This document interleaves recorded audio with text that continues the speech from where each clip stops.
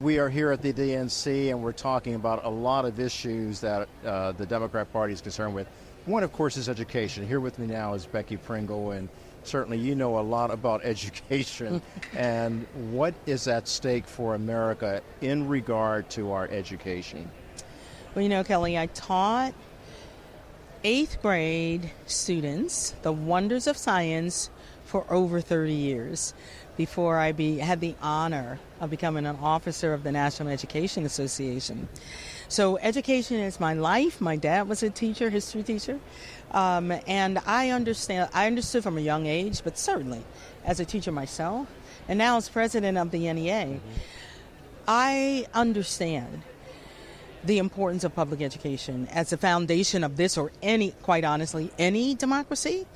And so what's at stake in this election is that we protect, that we promote, and that we strengthen public education in a way that every student in this country has access and opportunity, regardless of race or place or ability or economic status. They have access to a high-quality public education and caring, qualified teachers. And when you look at what's happening throughout America, where some people are coming against their local school boards or the Department of Education saying, let's do away with that, what's your message to them? I mean, they're lobbying criticism against education as it's taught in the classroom today, looking at all sorts of issues. I have to say that being an educator for so many decades, it is very different now. It is.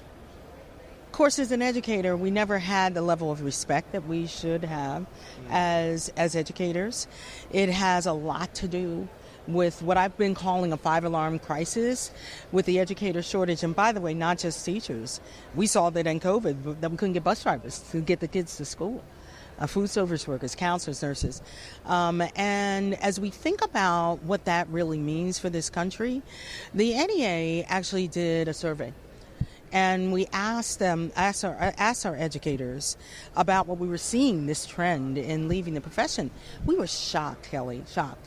55% of our educators said that they're not thinking about it, but planning to leave the profession. And when we dug into those numbers, for our Latino teachers, it went up to 60%. For our black teachers, over 62% were planning on leaving the profession at a time when we know that we need to do so much more to diversify our profession. And what did they say when we asked them why? They said the big R respect. Mm-hmm. Starting with, I know you know, the fact that teachers have never been paid in a way that reflects the important work that they do in our society. But not stopping there. They talk about them being respected as a profession. There's no other profession where anybody who ever went to school gets to decide and create policies about what teaching and learning. In what other profession does that happen? No. And then the last thing they told us was this, that they needed more of them. They could not continue to stand in the widening gaps because of COVID. And by the way, we're not finished suffering the aftermath of that.